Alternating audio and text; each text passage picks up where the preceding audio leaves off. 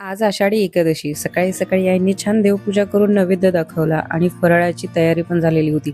एकीकडे ह्या दोघांना मी पण वारकरी म्हणून तयार केलं आणि हे दोघे खूप मजा मस्ती करत होते। यांनाही खूप आनंद झाला, आज काहीतरी वेगळं आणि घरातही काहीतरी नवीन नवीन बनतंय, तर हे पण बघून त्यांना खूप आनंद झाला।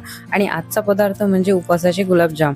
खरंच हे उपवासाचे गुलाबजाम ॲक्च्युली याची रेसिपी मी शेअर करते। सगळ्यात आधी इथे रताळे जे आहेत हे छान उकळून घेतले आणि त्यामध्ये भगर साधारण ते 2 ते 3 मिनिट भाजून मिक्सरमध्ये बारीक काढून यामध्ये मिक्स केलेली आहे। जसे नॉर्मल गुलाबजामसाठी आपण रव्याचा वापर करतो, तर इथे आपण रताळं आणि भगर याचा वापर केलेला आहे। त्यानंतर एकीकडे आईंनी पाक पण तयार करायला ठेवला आणि छान 10-15 मिनिटांनंतर मिक्स केल्यानंतर गुलाबजाम बनवायला घेतलेत।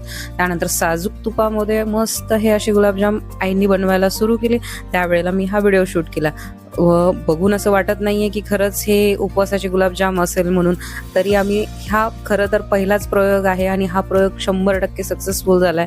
तुमचा पण होईल, तुम्ही जर हा शांततेत प्रयोग करून बघितला तर। आणि चव तर अजिबातही ओळखू येत नाही की हे रताळ्याचे बनवलेले गुलाबजाम आहेत, पण हे उपवासासाठी खूप बेस्ट आणि खूप छान आहेत आणि खूप मस्त आणि चविष्ट पण होते। एकीकडे 2-2, 3-3 आम्ही बनवले आणि ते मस्त तळून इकडे पाकामध्ये मुरवले आणि ही आमची फराळाची डिश। Bye bye.